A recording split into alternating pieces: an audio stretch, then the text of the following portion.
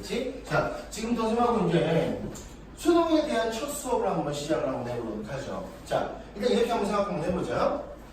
야, 우리가 수능 영어를 막 공부한단 말이지. 그치? 우리 수능 영어 공부할 때 어떤 능력이 가장 중요할까? 첫 번째, 단어. 두 번째, 해석. 세 번째, 문제풀이 능력. 뭐가 중요할까? 다 중요해. 다 중요한데 우선순위 한번 정해보자. 자, 너희가 만약에 이 수능을 내는 출제위원이 너희한테 단어 능력을 평가하려면은 어떤 게 가장 효율적인 시험일까? 단어 시험이겠지. 맞지? 야, 만약에 해석 능력을 평가하고자 해. 그럼 뭐가 가장 효과적일까? 그냥 너희가 해석시키면 되는 거야. 뭔 말인지 알지? 근데 수능 문제 특성상 단어만 안다고 풀 수 있는 문제는 별로 없어요. 그렇지? 해석만 된다고 풀 수 있는 문제는 별로 없습니다. 그렇다는 것은요, 뭐가 가장 중요한 거냐? 이 세 가지 중에서 우선순위 뭐가 되는 거야? 문제풀이 능력이 되는 거야. 이 문제풀이 능력을 통해서 보조적인 도움을 주는 게 뭐가 돼? 단어 능력과 해석 능력이 된다라고 하는 거 먼저 기억을 해두면 돼. 오늘 배우는 게 바로 수능 문제풀이 방식이 되는 거야. 알겠죠? 그렇다면 우리가 수능 영어라고 하는 거에 대해서 가장 중요한 주제 파악에 대해서 배우도록 하겠습니다. 자, 주제 파악이 중요한 이유가 있어요. 얘들 수능 리딩 문제가 몇 문제니? 독해 문제가. 독해 문제 몇 문제인지 몰라? 네. 28문제예요. 알겠죠? 28문제 중에서 주제와 관련된 문제가 23문제. 알겠지? 그만큼 얘가 가장 중요하다는 거예요. 얘가 너희가 만약에 어떤 문장에서 혹은 어떤 지문에서 주제라고 하는 거에 대해서 명확히 파악할 수만 있다면요, 무조건 1등 거예요. 뭔 말인지 알겠어? 그만큼 가장 중요한 서론을 주제 파악 수업이 되는 거예요. 뭐, 듣기 싫어? 알겠지? 자, 중요합니다. 꼭 기억을 해주시고요. 자, 지금 선생님하고 이거부터 한번 수업을 해보도록 할게요. 자, 첫 번째 저희가 공부할 건 뭐냐면요, 주제란 무엇일까? 라고 하는 것에 대해서 먼저 수업을 해보도록 할게요. 자, 주제는 뭐니? 중심? 중심? 큰 틀. 큰 틀. 다 나오는 거야? 주제가 뭐야? 작가가 말하고자. 작가가 말하고자 하는 바? 기성이. 똑같아요? 상이는? 모르겠어요. 뭐야? 또 얘. 야, 생킹을 해봐야 돼. 정원아, 너밖에 없다. 주제는 뭘까? 자, 주제라고 하는 것은 솔직히 니네가 지금 얘기한 걸 총 합해보면요, 작가가 독자한테 얘기하고자 하는 바, 혹은 핵심 내용, 혹은 큰 틀, 다 맞는 얘기야. 근데 주제라고 하는 걸 100명의 사람한테 물어보면요, 100명의 사람의 대답이 같을까 다를까? 대부분 다 달라. 봐봐. 이렇게 여러 가지로 우리가 생각할 수 있는 걸 가지고 문제를 풀어낼 수 있을까? 없단 말이야. 얘가, 자, 수능이라고 하는 것은요, 수학 능력의 줄임말이야. 이게 수학 능력이 뭐니? 수학 능력은 사고력 평가 시험이야. 알겠지? 그럼 너희들 사고력을 평가할 때 가장 중요한 요소가 뭐냐? 논리성이야. 뭔 말인지 알겠지? 그럼 우리가 논리라고 하는 건 너무나 간단하게 뭐가 되는 거냐면요, 당연하게 말이 되는 걸 논리라고 해요. 그리고 가장 논리적인 과목은 뭐니? 수학이야. 왜 수학이 논리적인 과목일까? 답이 있어. 그럼 너희들, 내가 주제라고 하는 거에 대해서 애매모호하게 우리가 알고 있는 게 좋을까? 정확하게 딱 답이 있는 것처럼 공식화시키는 게 좋을까? 당연히 공식화시켜두면은 훨씬 더 너희가 논리적으로 접근할 수 있단 말이야. 지금부터 선생님은요, 주제라고 하는 걸 아예 공식화시켜 놓을 거야. 자, 이 공식화가 중요한 이유는 뭐냐면요, 너희가 어떤 문장을 해석했을 때 이 공식에 들어맞으면 무조건 다 주제야. 뭔 말인지 알겠죠? 자, 두 가지의 공식만 딱 지정을 해놓을 거야. 첫 번째, 주제라고 하는 것은요, 이겁니다. 무조건 얘가 존재해요. 핵심어가 뭔지는 다 알죠? 선생님 편의상 핵심어라고 하는 걸 나중에는요, 어떻게 얘기할 거냐면요, A라고 얘기할 겁니다. 알겠죠? 그리고 나서 두 번째, 만약에 어떤 핵심어가 나왔는데 그 뒤에 뭐가 나오는 경우가 있냐면요, 작가의 입장이 나오는 경우가 있어요. 알겠죠? 이때 작가의 입장이라고 하는 것은요, 크게 플러스와 마이너스 두 가지로 나뉘는 경우가 대부분입니다. 이때 플러스라고 하면 뭘 얘기하는 거예요? 긍정적 입장을 얘기하는 거고요. 마이너스는 뭘 얘기할까요? 부정적 입장을 얘기하는 거야. 너희가 어떤 문장을 해석을 했어. 근데 핵심 어와 작가의 입장이 나왔어. 그럼 얘는 무조건 주제입니다. 뭔 말인지 얘가? 예를 들어서 이렇게 한번 해보자. 선생님의 교육의 방식은 아이들에게, 그치? 아이들의 두뇌 발전을 저하시킨다라고 나왔어. 주제문 맞아? 완벽한 주제문이 되는 거야. 왜? 핵심어 나왔니? 선생님의 교육 나왔지? 거기 작가의 입장 나왔어, 안 나왔어? 나와 있지? 이 순간, 근데 작가의 입장 플러스였어, 마이너스였어? 마이너스였지? 이 순간 무조건 주제가 되는 거야. 왜? 공식에 들어갔잖아. 왜냐면은요, 대부분의 학생들이 주제문을 파악할 때, 혹은 주제를 파악할 때 정해진 공식이 없다 보니까 어떤 문장이 주제인지에 대해서 헷갈려 한단 말이야. 근데 공식이 정해져 있어. 그 틀에 맞추면 다 주제야. 얘가 봐봐. 어떤 문제 푸는데 주제문만 찾으면 되는 문제가 있거든. 근데 내가 한 문장을 읽었어. 근데 그 문장이 핵심어가 나오고 작가의 입장이 나온 거야. 그 순간 딴 문장을 읽어볼 필요가 없는 겁니다. 뭔 말인지 알았어? 알겠지? 자, 그렇게 기억을 해주시면 되는 거고요. 두 번째 공식 한번 해볼게요. 두 번째 공식은요, 이걸 좀 세분화시킨 공식이에요. 알겠죠? 어떻게 되냐면요, 똑같이 핵심어 A가 나옵니다. 알겠죠? 두 번째는요, 이거는 핵심어 B가 이렇게 나온다고 볼게요. 그냥 다 써볼까? 똑같이. 써볼게요. 똑같이 핵심어가 나오고요. 여기도 똑같이 이렇게 핵심어 B가 나온다. 보자. 일단은 핵심어가 몇 개가 나왔니? 두 개가 나와 있습니다. 내가 정훈이한테 한번 물어보죠. 자, 핵심어 두 개가 있습니다. 작가는 이 핵심어 두 개가 전혀 상관이 없다면요, 핵심어 두 개를 쓸 필요가 있을까 없을까? 없겠지.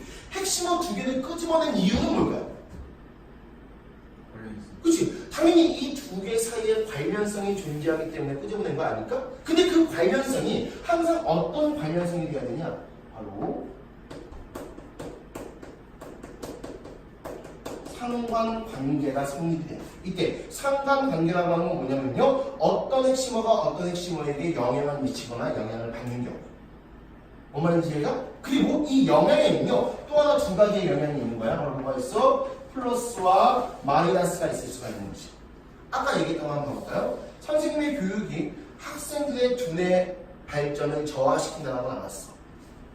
핵심어 플러스 입장을 볼 수 있었지. 이번에는 두 가지 핵심어가 나올까? 선생님의 수업.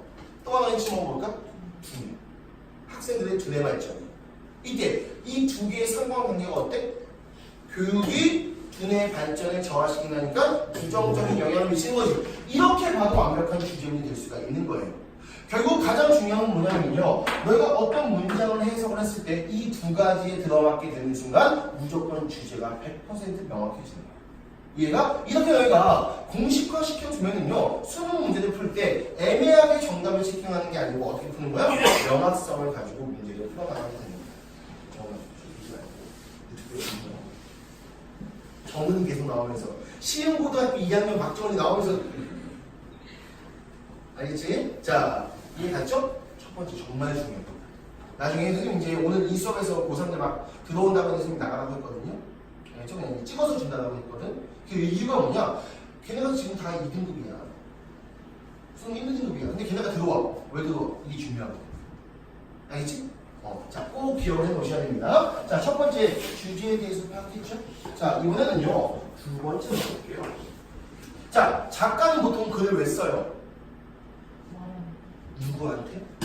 독자에게 어떠한 지식을 전달하거나 독자에게 자기의 주장을 관철시키기 위해서 글을 쓰지. 근데 생각 한번 해보자. 작가는 논리적인 사람일까? 비논리적인 사람일까? 당연히 논리적인 사람이겠지. 맞습니까? 그럼 우리가 논리적인 사람이라고 판단하는 가장 중요한 근거는 뭐냐면요, 이거예요. 어떤 사람이 어떤 이야기를 전달할 때 결과만을 얘기한다면요, 이 사람은 되게 비논리적인 사람이에요. 갑자기 이렇게 얘기하는 거야. 그럼 상의한테, 야, 머리 깎고 새끼야, 머리 깎고! 야, 이거 되게 비논리적 아니야? 왜 비논리적이야?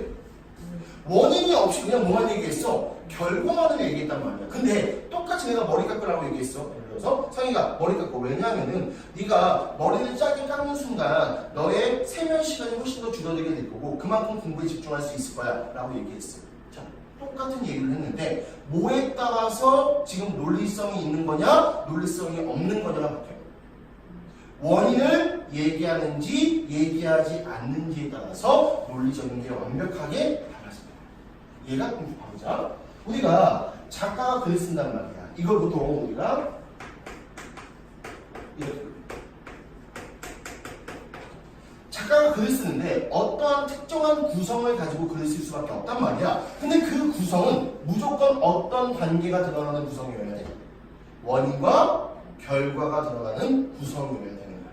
이해가? 이때 결과가 뭐가 되는 거냐면요. 바로 주장이 되는 거야.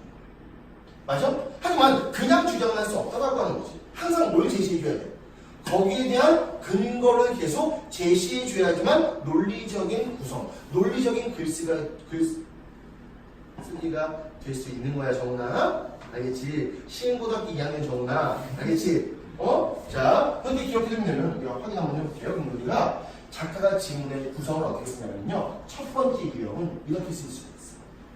처음부터 뭘 얘기하냐면요.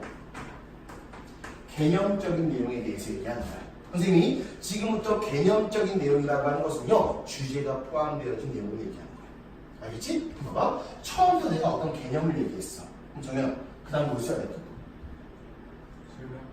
아니지. 다시 한번.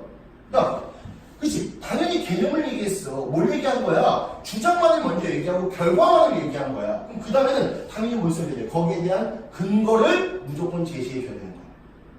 이해가니 지금? 원인을 무조건 얘기해줘야 된다고. 그 원인을 보통 뭐라고 하는 거야? 사례라고 얘기하는 거지. 그럼 봐봐. 첫 번째. 작가가 개념을 얘기했어. 알겠지? 그 다음에 거기에 대한 근거를 제시했어. 논리적으로 완벽한 문장 맞지? 완벽하단 말이야. 다만 작가가 조금 부족함을 느끼는 거야. 이렇게 내가 글을 썼는데 혹시 독자가 이해 못하는 거 아니야? 라고 했을 때 또 하나 쓸 수 있는 방법은 뭐냐? 다시 한번 그 뒤에 뭘 붙이는 거야? 개념을 한번 더 붙이는 거야. 얘가 이때는 왜 붙이는 거냐면요. 독자가 혹시 이해하지 못했을까봐 한 번 더 그냥 강조하는 거야. 그럼 얘 봐봐. 얘는 나올 때도 있고 안 나올 때도 있겠지. 얘는 선택도 있고. 뭔 말인지 아니? 이게 첫 번째 질문의 논리적인 구성이에요.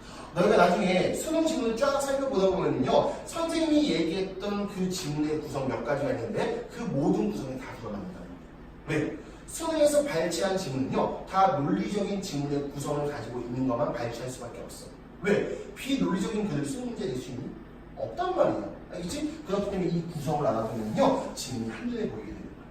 뭔 말인지 얘가? 자, 기억을 해두셔야 되는 거고요. 자, 오늘 두 번째 질문의 구성 한번 확인해 보도록 하죠. 두 번째 질문의 구성은 뭐냐면요. 처음부터 뭘 얘기할 수 있니? 근거 먼저 제시해 주는 거야. 그럼 그리고 뭘로 시작하는 거야? 사례로서 시작하는 질문의 구성이 되는 거지. 그럼 우리가 사례 막 제시했어. 그것만 가지고 끝나면 돼? 안 될 거 아니야. 작가가 그 사례를 이용해서 결국 뭐가 나와야 돼? 주장이 나와야 되는 거지. 그럼 그 뒤에 뭐가 있겠죠? 당연히 개념이 이어지게 되는 거죠. 맞습니까? 이게 두 번째 질문의 구성이에요. 근데 이 두 번째 질문의 구성 중에서 좀 더 이걸 세분화시키면요. 어떤 질문의 구성이냐면요. 바로 실험, 연구, 조사 질문이라고 하는 게 있어요. 얘들 실험, 연구, 조사 자체가 왜 하는 거니? 내가 주장하는 것에 대해서 객관적인 근거를 제시하려고 실험하고 연구하고 조사하는 거 아니야? 그럼 얘는 다 뭐가 되는 거야? 사례로 시작해서 개념으로 끝나는 질문이야. 맞아? 이걸 좀 더 구체화시켜서 한번 써볼게요. 알겠죠? 만약에 실험, 연구, 조사 질문이 나오게 되면요. 항상 맨 처음에 뭐가 나오냐? 실험의 시작이 먼저 나옵니다. 알겠죠? 그리고 시작이 나온다면요. 뭐가 나오냐면요. 실험의 과정이 이어져요. 과정이 나왔어? 마지막 시험에 뭐가 나올까? 그지? 당연히 결과가 나오게 되겠지. 자, 이걸 여기에 대입시켜 보면요. 여기까지가 바로 뭐가 되는 거야? 사례적인 부분이 될 거고. 맞습니까? 마지막에 이 결과가 뭐가 될까? 바로 개념이 된다고 하는 거 기억해 주시면 돼요. 이해 갔어요? 그럼 나오자. 자, 우리가 아까 얘기했어. 작가의 주장은 어디에 놓여 있어? 사례에 놓여 있어, 개념에 놓여 있어? 개념에 놓여 있다고 해서 지금을 봐봐. 만약에 실험 연구 조사 질문이 나왔어. 뭐만 판단합니까? 문 뒤쪽에서. 지문의 마지막 부분에서 뭐만 찾으면 되는 거야? 실험의 결과가 언제 나오는지만 확인해 보면 끝인 거야. 뭔 말인지 얘가 그 결과만 읽고 그 읽은 부분이 이 주제와 부합한다면 정답을 바로 체크할 수가 있게 되는 거야. 얘가 자 이렇게 풀어야지만 너희가 주제 관련 문제 혹은 빈칸 문제를 효율적이고 빠르게 풀어낼 수 있다는 얘기야. 됐어요? 설명 일단은 이해갔죠? 자 이번에는요. 자 세 번째 질문의 구성에 대해서 한번 봐보도록 할게요. 세 번째 질문의 구성은요. 이걸 이용하는 구성이에요. 자 내가 만약에 뚱뚱하단 말이야. 근데 내가 만약에 한 300kg짜리 사람 옆에 있다고 쳐보자. 나 어때 보여? 말라 보이게 돼 있지. 왜? 그치? 나보다 더욱더 등치가 좋은 사람이 옆에 있으면 말라 보인단 말이야. 선생님이 최근에 어떤 인터넷에서 뭘 봤었냐면요. 마동석의 어떤 등치 비교 이런 게 나왔어. 알겠지? 상인이 옆에 하잖아? 마동석 이만해. 근데 외국인들 옆에 있으니까 마동석이 정말로 왜소해 보이거든. 자, 이런 게 바로 뭐가 되는 거냐? 대조기법이에요. 알겠지? 나하고 상반되어진 특징을 갖고 있는 사람을 옆에 놔두면요, 내가 부합될 수가 있겠지. 혹시 우리가 이제 3년 전인가 4년 전인가 얼굴 몰아주기 혹시 셀카 같은 거 혹시 기억나니? 이러고 그거 알겠지? 자, 이거 왜 하는 거야? 대조기법을 이용해서 다 스스로를 부각시키기 위해서. 자, 그럼 우리가 대조기법을 이용한 또 하나의 질문의 구성이 있어. 그게 바로 어떻게 되는 거냐? 이렇게 나오는 거야. 처음에 뭐가 나오냐면요, 개념이 먼저 나와요. 알겠지? 근데 그 다음에 뭐가 나오느냐? 바로 이런 차례 나오고. 그 다음에 바로 뭐가 나오는 거냐면요, 그 뒤에는 바로 역점이 나오고. 역점 뭔지 알지? 벗과 하웨버 등을 얘기하는 거야. 그 다음에 또 한 번의 개념이 나오고. 자, 그 다음에 중요합니다. 그 다음에 뭐가 나와요? 뭐 어려운 거 아닌데? 당연히 뭐가 나와야 돼? 사례가 나와줘야겠지. 그 다음에 또 한 번 뭐 나올 수 있어? 개념 나올 수 있는 거지. 이때 마지막에 개념은 나와도 되고 안 나와도 된다고 설명을 했단 말이죠. 다만 우리가 1번의 질문의 구성과 3번의 질문의 구성 중에서 얘하고 이 얘 마지막 개념은 누가 더 나올 가능성이 높을까? 얘가 나올 가능성이 월등하게 높아져요. 그 이유는 뭐 때문입니까? 간단하게 내가 생각만 해보면 돼. 우리가 영어 지문에서 지문의 길이가 엄청나게 기니? 그렇게 길지가 않지. 보통 단문이거든요. 단문이라고 하면요, 정해진 문장의 개수가 보통 존재한단 말이야. 그럼 뭐 예를 쓰려면요, 지문 어때야 돼? 어마어마하게 길어져야 될 거 아니야? 대부분 이 지문의 구성은 어디서 많이 나올 수 있어? 장문에서 많이 나올 수 있어. 일반적으로 단문에서는요, 얘까지는 별로 안 나와요. 뭔 말인지 이해갔습니까? 이게 우리가 세 번째 지문의 구성이 되는 거예요. 됐어요? 설명 이해갔지? 자, 이번에는요, 네 번째 지문의 구성에 대해서 한번 배워보도록 할게요. 이게 마지막 지문의 구성이 됩니다. 바로 뭐냐면요, 얘는 이름 먼저 붙여볼게요.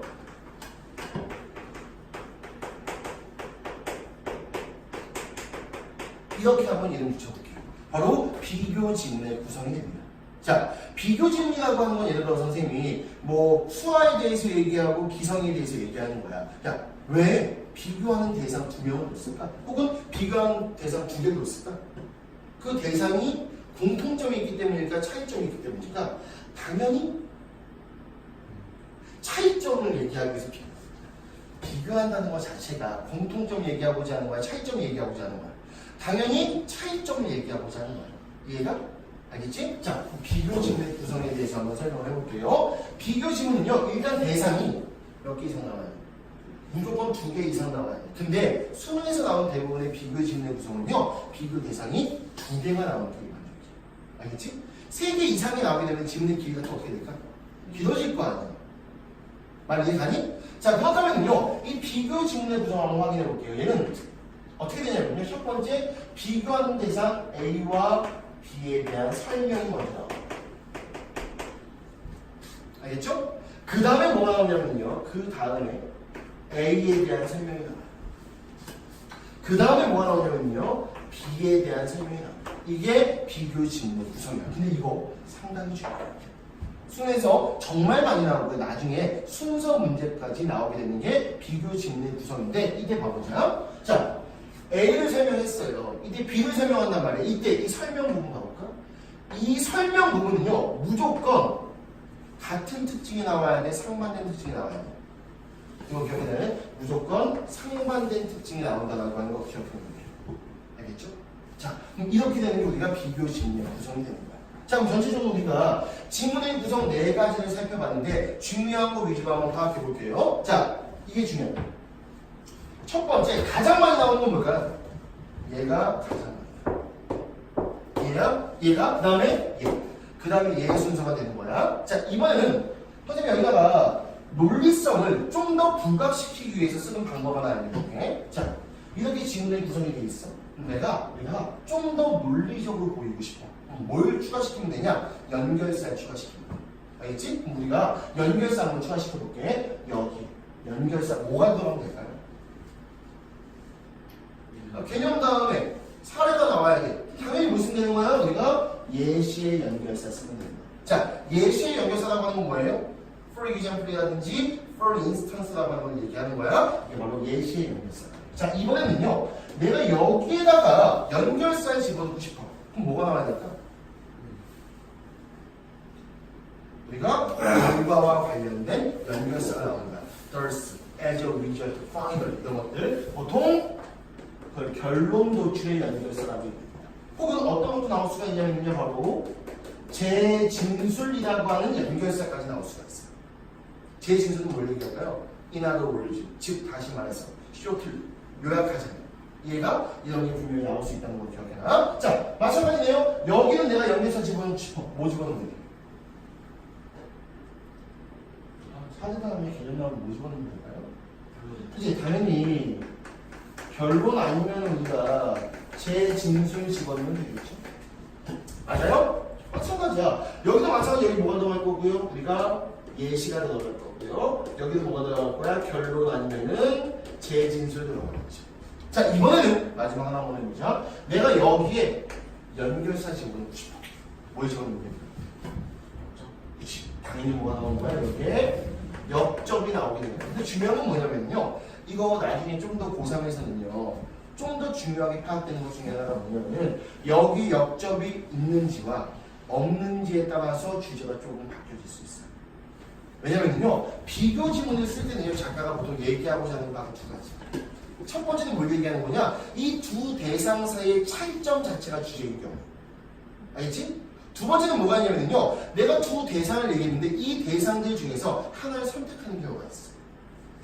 얘도 있고 얘도 있는데 결국은 이 새끼가 좋은 거야. 이해가? 이런 경우 두 가지 경우가 있는 건데 역접을 썼다. 이런 경우는 보통 둘 중에 하나를 선택하는 경우가 돼요. 입장. 알겠지? 역접이 없어. 그러면 보통 뭐가 되는 거야? 이 둘 사이의 차이점 자체가 뭐가 되는 경우? 주제가 되는 경우가 됩니다.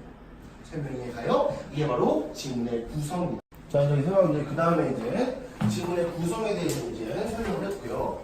자, 이번에는요, 세 번째입니다. 세 번째는 어떤 거에 대한 수업할 거냐면요, 주제문의 특징에 대해서 한번 더 살펴보도록 할게요. 그리고 이 주제문의 특징은요, 상당히 그 종류가 많고 엄청나게 중요합니다. 알겠죠? 지금 얘기한 것들 다 중요하겠지만 특히나 우리가 이 부분을요 암기할 게 조금 많기 때문에 무조건 기억을 해두셔야 돼요. 알겠죠? 자, 일단은요 주제문의 특징 첫 번째부터 한번 확인해 보도록 할게요. 자, 봐보자. 자, 우리가 일단은요 주제문은 대부분 지문의 어디 부분에 많이 놓여있니? 그치? 어디?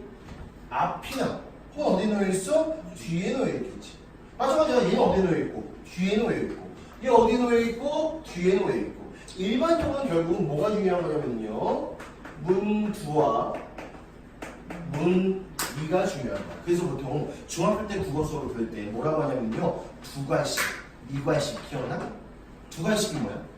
주제가 앞에 있고 미괄식은 뭐야? 주제가 뒤에 있고 혹은 뭐도 있니? 양괄식도 있어. 양괄식이 뭐야? 주제가 앞, 뒤에 두 번 나오는 거. 이게 바로 논리적인 지문의 구성 중에 하나가 되는 거야. 알겠지? 자, 그 다음에 이번에는요. 두 번째 특징에 대해서 한번 확인해 보도록 할게요. 두 번째 특징은 뭐가 있냐면요. 바로 역적 뒷. 자, 자, 역적 D라고 하는 것은요, 지문의 구성 중에서 몇 번째 거 얘기하는 거야, 지금?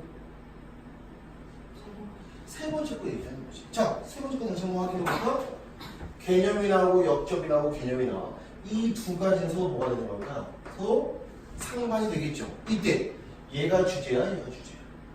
당연히 역적 뒤에가 주제가 될 거 아니야? 그치? 여기에서 지금 작가는 부각시키고 있는 거니까. 역적 뒤가 나온단 말이야. 근데 중요한 건 뭐냐면 역적은 흔히 두 가지 역적이 있어. 뭐가 있냐면 우리가 개념의 역적이 있고요. 또 하나는 사례의 역적이 있습니다. 이건 뭐냐? 자, 이 사례 부분이잖아. 이 사례 부분에서도 역적의 연결사가 나올 수 있을까 없을까? 당연히 있겠지.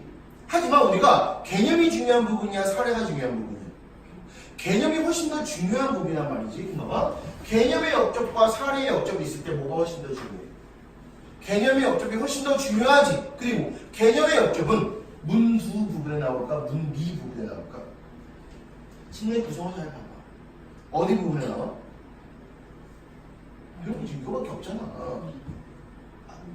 이게 문 B예요? 그치, 문 B가 되겠지. 이해가? 중요한 겁니다. 알겠죠?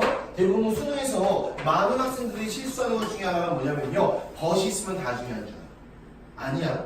알겠지? 무조건 역점이라고 하는 것은요, 사례의 역점보다는 개념의 역점이 월등하게 중요하고요. 개념의 역점은 대부분 어디에 나오냐? 문 두에 나온다라고 하는 거 기억해 주시면 돼요.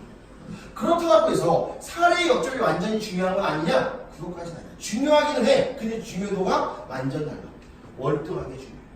뭔 말인지 이해가니? 나중에 이거 문제 풀 때 가장 중요한 기술 중에 하나야. 나중에 푸는 거 알려줄 거야. 알겠지? 문제의 역점을 찾아내는 게 가장 첫 번째가 돼요. 문미 보는 거 아닙니다. 그리고 역점이라고 하는 것 자체가요, 또 하나 얘기해보면요, 소문자의 역점이 있고 대문자의 역점이 있어. 예를 들어서 소문자, 대문자, 뭐가 더 중요할까? 대문자가 월등하게 중요해. 그 이유는 뭔데? 역점의 범위가 뭐가 넓어?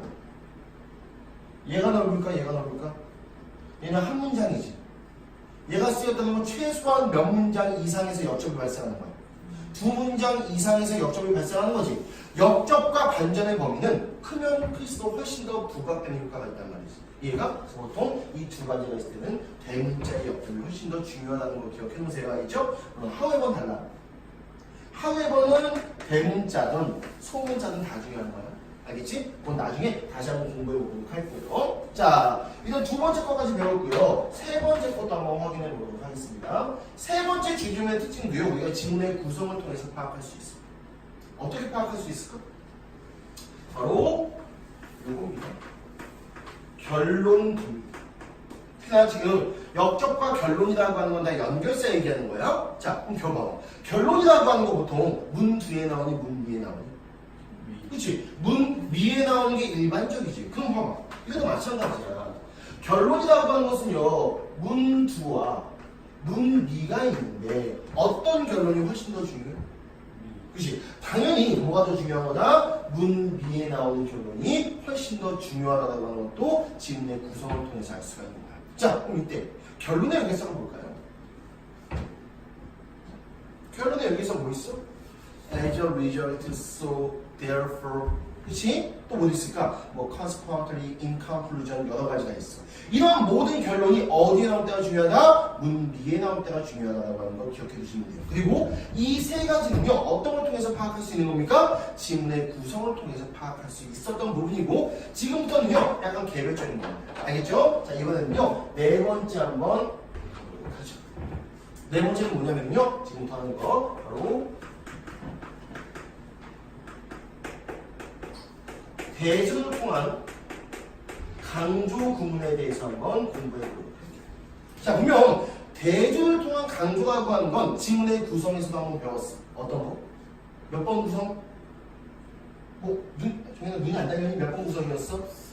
3번 구성이었단 말이야. 알겠지? 근데 얘는 이 3번 지문의 구성 말고 어떤 문장이 대조를 통한 강조를 하는 경우가 있단 말이지. 여기에 대해서 첫 번째 거부터 한번 확인해 보도록 하겠습니다. 첫 번째 뭐가 있냐면요, 그 유명한 not A but B가 되는 거예요. 자, not A but B는 뜻이 뭐예요? A가 아니라 B가 되는 거지. 이때 A와 B는 무조건 어떤 개념이 나오게 될까? 상반되는 개념의 표현이 나올 수밖에 없는 거지. 맞아요? 확인하는 그죠? 이때 A와 B는 무조건 상반되어지는 개념이 나올 수밖에 없어. 그리고 작가는 이 구문을 썼을 때 A를 얘기하는 거야? B를 얘기하는 거야? B를 얘기한단 말이야. 근데 왜 A를 끄집어냈어? B를 뭐 하기 위해서? 부각시키기 위해서. 강조하기 위해서가 되는 거지. 그럼 너희가 만약에 그래서 문제를 봤어. 혹은 문면을 봤어. 주제문이 있을 것 같아서. 근데 나대의 법비가 쓰인 거야. 그럼 얘는 완벽한 주제문이 되는 거야. 이 문장만 보면 정답은 무조건 나오게 되는 거야. 뭔 말인지 이해가니? 자, 바로 얘가 강조가 된다라고 하는 거 먼저 기억을 올려주시면 됩니다. 자, 두 번째 거 한번 확인해 보도록 할게요. 두 번째 것은요, 나대의 법비의 변형입니다. 알겠죠? 뭐가 있냐면요, 바로 레더쟁 A, B가 됩니다. 자, 레더된 공부 한번 해볼게요. 레더된 뜻이 뭐예요? 뭐뭐보다는 오히려라는 뜻이야. 그럼 이거 해석해보면 뭐가 될까요? A보다는 오히려 보다 B하다라고 하는 거지. 이때 A와 B는 해석을 해봤더니만 뭐가 될 수밖에 없어. 상반될 수밖에 없는 거지. 작가는 A 얘기하는 거야, B 얘기하는 거야? B 얘기하는 거지. 나대의 법비의 변형이 되는 거야. 이것도 똑같이 뭐가 강조되고 있다? B가 강조되고 있으면서 A와 B는 상반된다라고 하는 거 기억해 주시면 됩니다. 알겠죠? 자, 이거 말고 또 하나 배워보도록 할게요. 자, 이번에는요, 세 번째 거 한번 확인해 보도록 하죠. 자, 대문자지. 맞아? 자, 대문자는 보통 문장에서 어디에 나온다는 얘기야? 앞에 나온다는 얘기야. 근데 레더들이 어떻게 나온다는 얘기야? 이렇게 소문자 나온다는 얘기야. 이거 학생들 많이 헷갈려하는 거니까 꼭 암기하셔야 돼요. 이때는요, 순서가 바뀌어. 이렇게 바뀌어. 알겠지? 뭐야? B하다. A보다는 오히려. 완벽한 문장을 하면은 A보다는 오히려 B하다의 의미가 돼. 그럼 이때 뭐가 강조되고 있는 거야? 그 앞의 내용이 강조가 되고 있는 거지. 됐어요? 자, 그 다음 가볼게요. 이번엔 네 번째 겁니다. 네 번째 거는 뭐냐면요, 바로 얘입니다.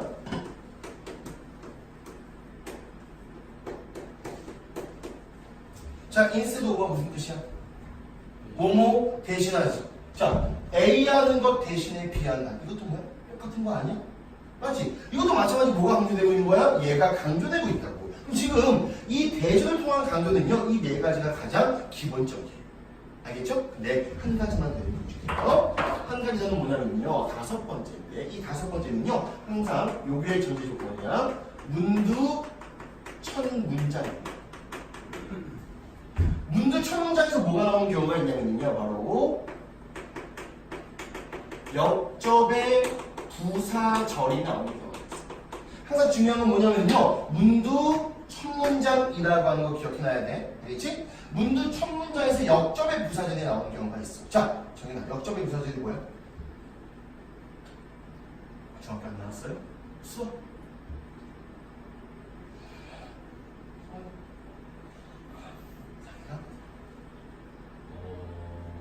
올도우시가 오늘도 균신이라 올도우 새끼들아! 아, 답답하다 진짜. 써볼게. 알겠죠? 자, 어떤 거냐면은, 자, 올도우 말고 또 뭐 있어요? 이분도 이분도, even if, 알겠지? 이런 거 있죠? 아니면 도우도 되고요. 또 어디 있을까요? while도 있어요. 알겠지? 이러한 요거 말고도 중요한 거 있거든. 근데 그건 나중에 한번 설명해도록 하고, 지금 개념 수업이니까 이렇게 나오고 그다음에 이렇게 나온단 말이야. 평생 애들 그냥 A라고 보고 얘를 그냥 B라고 보는 거야. 그럼 봐보자. 그럼 중요한 건 이거네. A 함에도 불구하고 뭐 한다는 얘기야? B 한다는 얘기지. 작가는 A 얘기하는 거야, B 얘기하는 거야. 당연히 B 얘기해. 그리고 A와 B는 뭐가 되고 있어? 상반되고 있지. 자, 얘는 뭐냐? 얘도 똑같이 대조를 통한 강조가 되는 건데, 얘는 빠져서 할게요. 자, 얘는 몇 문장이야, 최소한? 두 문장 이상이 되지. 이것을 몇 문장으로 바꾼 거야? 한 문장으로 바꾼 얘기예요. 똑같은 거잖아. 예를 들어서 만약 얘를 두 문장 바꾸라고 하면 어떻게 쓰면 돼? A 쓰고 덧 다음에 B를 쓰면 되는 거 아니야? 이해가? 결국 얘하고 얘는 똑같다는 거 기억해. 그렇기 때문에 문제가 어떤 문장? 첫 문장에서만 중요한 거지. 왜 문도 첫 문장인 줄 알겠어? 하이 지금 이해가니? 자 기억해 두시면 됩니다. 이게 대를 통한 강조가 되는 거예요. 됐어요? 야 작가가 뭐하고 있니? 강조하고 있지. 왜 강조해? 주제니까 강조하겠지. 타임 주제는 특징이 될 수 있단 말이에요. 자, 그 다음부터 한번 확인해 보도록 하겠습니다. 5번째 한번 넘어가 볼게요. 자, 5번째는 뭐가 있냐면요. 우리가 이제 이런 거 공부해 볼 필요가 있겠네요. 일반인의 생각, 지식, 의견이 문 뒤에 나오는 겁니다. 자, 이때 일반인이라고 하는 건 뭐냐면요. 실제 써볼까요? 얘는 독자라고 볼 수가 있습니다. 작가는요, 불특정 다수에게 뭔가 전달하거나 주장하기 위해서 글을 쓴단 말이지. 알겠지? 독자라고 부를 수도 있지만 얘를 뭘로 부를 수 있어? 일반인이라고 부를 수가 있는 거야. 근데 생각 한번 해보자. 작가는요, 자기가 생각하기에 독자가 자기보다 똑똑한 놈이야. 그럼 글 써, 안 써? 안 쓰겠지. 개쪽당하니까. 맞지? 그럼 봐봐. 작가가 생각하기에 독자 일반인은 자기보다 병신들이야. 맞아? 근데 맨 처음부터 병신들의 생각을 쓰는 거야. 그럼 봐봐. 작가가 이 입장에, 이 생각에 동의할까 반대할까? 반대하겠지. 이것도 어떻게 보면 무슨 기법이야? 이것도 대조기법인 거야. 뭐야? 너희는 이렇게 생각하잖아. 하지만 그건 병신 같은 생각이야. 라고 하는 걸 얘기해준단 말이야. 이해가? 자, 그럼 봐보자. 항상 일반인이 만약에 문제에 나왔어. 생각, 지식, 의견이. 그럼 작가는 여기에 대해서 무슨 입장을 펼칠까? 반대 입장을 펼치는 거야. 얘가 이렇게 항상 작가의 입장과는요 항상 반대가 된다는 걸 기억해요. 그러면은 일반인의 생각이 나왔어. 그럼 그 뒤에는 어떤 연결사가 나올 가능성이 높을까? 당연히 역접이 나올 가능성이 높겠지. 근데 선생님이 이제 수능 지문을 많이 봤을 때 역접이 안 나와도 무조건 반대예요. 뭔 말인지 이해갔지? 그것도 한번 잘 기억을 해놓으셔야 돼요. 알겠죠? 자, 그러면서 이때도 우리는 정원에 이렇게 생각할 수 있어요. 선생님, 일반인을 어떻게 파악해요? 일반인 어떻게 파악할까? 가장 자주 나오는 거 한번 해줄게요. 일반인 이렇게 나와요. 이렇게 나오면 무조건 일반인이야. 왜냐면요, 다시 한번 일반인은 불특정 다수. 알겠지? 특정하지 않은 사람을 지칭해서 나왔어. 무조건 다 일반인 될 수 있다고 보시면 돼요. 그럼 이거 말고 그냥 people이라고 나와도 괜찮겠네? 그냥 most people 괜찮겠네요? many people 괜찮겠네? some도 괜찮겠네? 어떤 사람들은 이게 다 뭐가 되는 거야? 일반인이 된다라고 하는 거 기억해 주시면 돼요. 알겠죠? 이건 충분히 이해가지? 선생님 지금 얘기하고자 하는 것들에 대해서 뭔가 대단한 건 없어요. 다 어떻게 보면 당연한 거 아니야? 자, 우리가 논리성이라고 하는 건 내가 뭐라고 했어? 당연한 건 하고 있었지. 지금 나하고는 당연한 것에 대해서 배우는 거야. 다만 이 당연한 걸 너희가 몰랐기 때문에 성적이 안 나온다. 뭔 말인지 알겠지? 나중에 이거 하고서 구문독해 실력 증가하고 단어만 증가하면요 무조건 다 읽는 거야. 이해갔지? 그거만 기억해놓는 게. 자, 그 다음 거 봐볼게. 이번에는 야 일반인 나왔네? 그럼 이번엔 이거 한번 해볼까?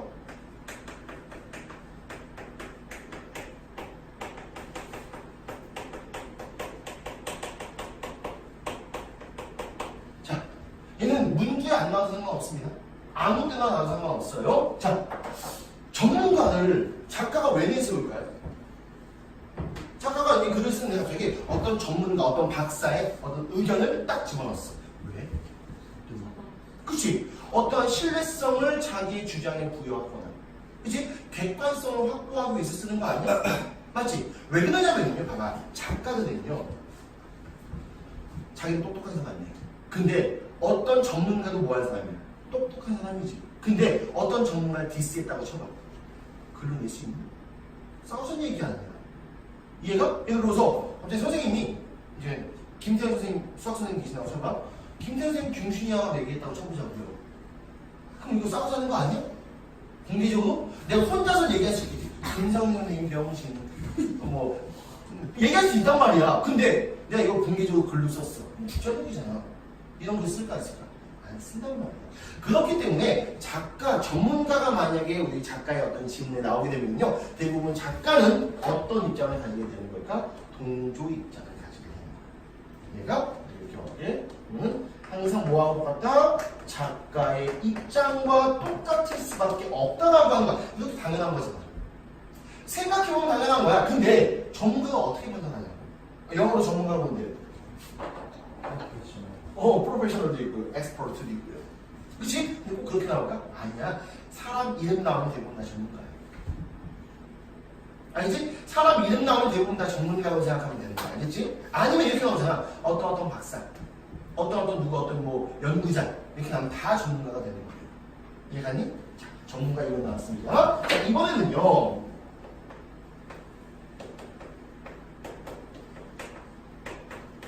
이거 한번 해볼까요?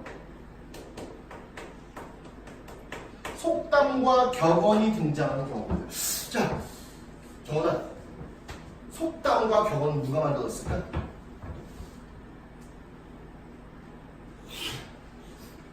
우리가? 내가? 속담과 격언은 누가 만들어요? 옛날 사람입니다. 옛날 사람 좀 다른 말로 바꿔볼게. 엄마. 그치? 조상이 얘기하는 거 아니야? 조상이 만드는 거 맞지? 야, 너희들 공개적으로 엄마 까냐? 너 공개적으로 엄마 깔 거야? 공개적으로 아빠 깔 거야? 아, 물론 소문 할 수 있어. 근데 공개적으로 깔 수 없단 말이야. 당연하지. 조상 까는 새끼 있어 없어? 없단 말이야. 그래서 대부분은 속담과 격언이 등장하게 되면은요, 얘는 어떤 입장을 가질까? 동조 입장을 가지는 거야. 근데 그냥 써볼게요. 작가의 입장과 똑같은 경우가 있습니다. 다만 어떤 경우도 있냐면요, 작가의 입장과 반대가 되는 경우가 있어요. 자, 이 반대가 되는 경우에는 한번 기억할 필요가 있습니다. 어떤 경우냐면요, 이거야. 속담인데 이게 현실의 어떠한 상황과 너무나 맞지 않는 경우. 속담 자체가 언제 만든 거예요? 옛날에 만든 거야. 그러니까 현실과 부합하지 않는 경우가 있지. 예를 들어서 모르는 게 아니다. 요즘에는 지식시대 아니야. 맞잖아. 옛날에는 그냥 겸손이 미덕이었어. 알겠지? 그래서 모른 척하는 게 미덕이었다고요. 근데 실제 많이 알면 안 된다고 했어. 왜? 특히나 누가? 양반이 생각하기에 노예나 쌍꺼들이 선생님 예전에 따지면 왕족이에요? 세종대왕 직손이에요. 너희는 나 조선시대였으면 쳐다도 못 봐. 내 많이 뭐 이래야 돼, 알겠지? 근데 중요한 건 이거야. 봐보자. 예를 들어서 양반이 생각하기에 쌍꺼들은요, 지식을 추구하면 될까 안 될까? 안 돼. 똑똑해지면 편하거든. 엄청 해야 돼. 이해가? 그렇기 때문에 그런 속담이 생겨났다고 볼 수가 있는 거야. 근데 요즘은 아니죠. 겸손의 시대가 아니야. 자기 피하의 시대야. 그치? 지식 보유의 시대가 된다는 거야. 맞잖아. 그래서 요즘에는 유튜브 같은 거 많이 하잖아? 유튜버도 있잖아. 알지? 뭐 선생님들 올리겠지만 유튜브에 내가 너희는 뭐 유튜버가 되기 위해서 올리는 건 아니고 너희들 공부 때문에 올리는 거지만 형님 뭐 이런 거 안 한단 말이야. 선생님. 그치? 별표는 GP 이런 거 안 한단 말이야. 근데 어쨌든 간에 야, 요즘에 실정과 맞지 않는 경우는 뭐 할 수 있다는 얘기야?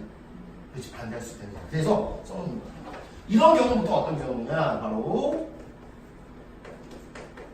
현실과 부합하지 않는 경우만 까는 거예요. 알겠죠? 다만 이런 경우는 우리가 뭐가 존재할까? 연결상 존재할 거 아니에요. 어떤 연결상? 야, 어려운 거야 지금 수업이? 당연히 어떤 연결사가 나와야 돼? 역접의 연결사가 나올 수밖에 없겠지. 근데 웃긴 거 뭐냐면 역접의 연결사가 안 나오는 경우가 있어. 대신에 뭐가 나오는 경우가 있냐? 여기 보면 역접이 나오지 않고 이런 게 나올 수가 있어. 이런 거 등등등이 나올 수가 있어. 그리고 얘가 바로 뭐가 되는 거냐? 바로 이렇게 됩니다. 시간의 역접이라고 부르는 대표적인 표현이에요. 뭐냐면요, 자, 봐봐. today나 now를 썼어요. 그러면은 어떤 지문에서 맨 처음부터 쓴 게 아니고 중간 부분에 예를 들어서 today나 now를 썼다고 봐보자. 그러면 앞에 내용은 어떤 내용입니까? 과거적인 내용이 나오겠지. 뒤에는 무슨 내용이 나올까? 현재적인 내용이 나오겠지. 야, 봐봐. 과거하고 현재가 똑같아. 그러면은 굳이 나눌 표현이 없겠지. 그치? 그럼 봐봐. 과거하고 현재가 다른 경우만 과거 얘기했다가 현재 얘기할 거 아니야. 그럼 봐봐. 과거하고 현재 분명 차이가 있네? 그럼 이거 쓰인 것 자체가 뭐가 될 수 있어? but과 however와 똑같은 역접의 의미를 나타낼 수가 있다는 얘기야. 이해갑니까? 그래서 여기까지 기억해. 요리. 이해 갔어요? 다 기억해놓을 필요가 있는 거야. 근데 이것도 어떻게 보면은 아니 뭐 그게 있으신 수업 시간에 하품을 뭐 리뷰시. 너 너무 심한 거 아니야? 너 너무 이러지 않냐? 아니 이제 뒤져. 뒤지면 돼 그냥. 우리 학원의 컨셉 뒤지는 거야 그냥. 더 안 하니까 그냥 뒤지는 거야 그냥. 알겠지? 자, 그 다음 한번 가볼게요. 자, 그러면 8번째 특징을 한번 확인해보도록 하죠. 특징 많죠? 특징 많은데 이게 뚜껑인 거야. 당연한 거야. 당연한 거야. 선생님 나열시키는 것 뿐이에요. 뭐 독특한 거 있니? 독특한 거 없지? 근데 이게 교육 강사의 퀄리티야. 내가 잘나가는 게 아니고, 나 잘났어요, 일단은. 자기 PR 시대니까. 물론 내가 잘났다는 게 아니고, 솔직히 얘기하는 건 뭐냐면은, 솔직히 수학 같은 경우는 이게 선생님이 되게 독특한 방법이니? 설명해 주는 게? 다 공식 있는 거 아니야? 뭐 선생님이 발견해낸 거야? 맞잖아! 야, 한국 지리를 해놨죠. 새로운 한국 지리의 유형을 발견했어? 아니야. 있는 걸 그냥 알려주는 거 아니야? 근데 있는 것을 얼만큼 효과적으로 알려주냐가 결국 퀄리티 차이라는 얘기야. 뭔 말인지 알지? 선생님도 예를 들어서 마찬가지잖아. 수업 보다 보면은 다 아는 거야. 근데 그건 언제 아니? 이 다 아는 걸 몰라서 문제 못 푼 거야. 수학 마찬가지야. 공식은 다 존재해. 미적 공식 다 있지 않니? 기백 공식은 다 있단 말이야. 그 없는 공식 막 쓰는 거 혹시 문제 있어? 공식을 만들어서 쓰시고 이런 거 있어? 없단 말이야. 근데 왜 문제 풀어 못 풀어? 못 풀어. 왜 모르니까. 그래서 중요한 건 그냥 암기하고 있어요. 너무나 쉬워 보이지만 중요한 건 이걸 암기해 주는 거야. 알겠지? 자, 그 다음 한번 봐보자. 이번에는 우리가 요거 썼으니까 이거 한번 써볼까요?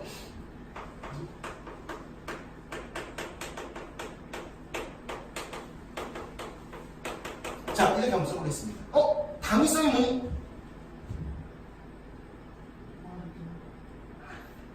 해야 한다가 당위성이야. 알지? 꼭 해야 한다가 당위성이야. 자, 한번 얘기해볼까? 뭐 있니? should. must. 또.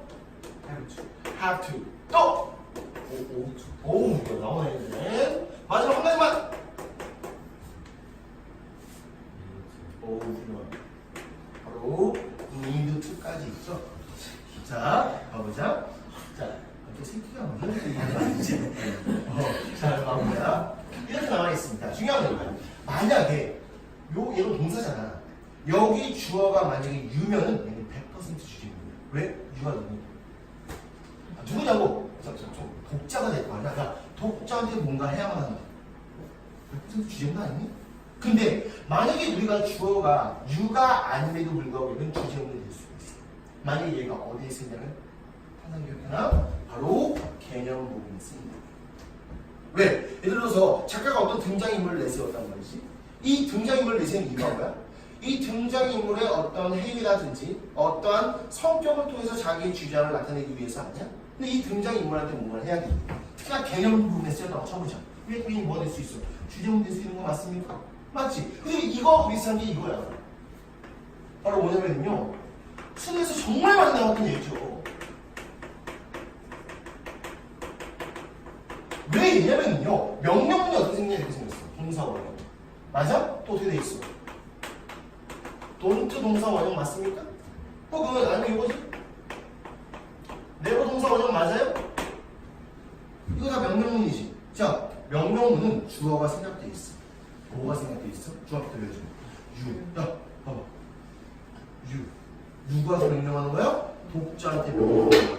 당연히 무조건 100% 주제문이 될 수밖에 없지. 나중에 웃긴 건 뭐냐면요. 형이가 수능 문제 풀 때 보면은 10초 문제가 있어. 10초 문제는 뭐냐면요. 개념 부분에 얘가 쓰였어. 이거 문장 보자마자 끝.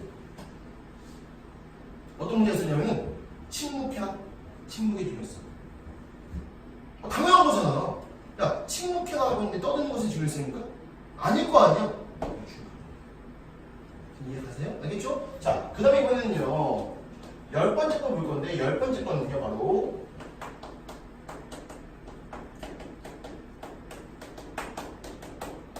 인과 통한 강조가 있는데 인과라고 하는 게 너희도 원과 결과라고 하는 걸 알고 있지? 근데 솔직히 좀 여러 가지가 있는데 가장 기본적인 거 딱 한 가지만 설명해 줄게. 알겠지? 정말 잘 나오는 거 바로 더 플러스 비교.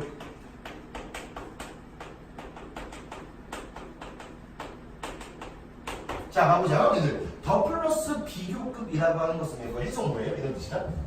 더 뭐뭐 할 수도 더 뭐뭐 하다는 뜻이야. 그리고 이때 얘는 뭘 얘기하냐면요 원인을 얘기하고 얘는 뭘 얘기해? 결과를 얘기해. 알겠지? 예를 들어서 너희가 더욱더 열심히 공부할수록 더욱더 좋은 대학에 간다. 뭐 하라는 얘기일까? 그치? 자, 이게 뭐다? 원과 결과가 있어. 근데 이 인과를 통한 강조는 원인 강조야 결과 강조. 자, 원인 강조. 뭐만지가? 그리고 이 더 플러스 비교급은요 수능 혹은 영어에서 쓰일 수 있는 가장 대표적인 강조문 중 하나. 알겠지? 얘하고 똑같은 급의 강조급이야. 다만 얘는 대조를 통한 강조. 얘는 뭘 통한 강조? 인과를 통한 강조가 되는 거야.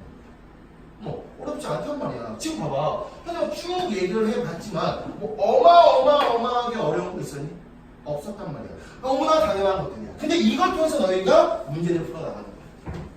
이해가? 자, 수능 개념 수업은요 원래 첫 시간이 가장 중요해. 뭔지 알겠어? 이 첫 시간에서 너희가 완벽하게 이해를 해주고 그 다음에 뭐 해줘야 돼? 완벽하게 머릿속에 집어넣어야 돼. 왜? 안 외우잖아? 안 보여. 절대 못 찾아. 예를 들어서 나의 법비가 나왔는데도 무조건 못 찾아. 왜? 안 외웠으니까.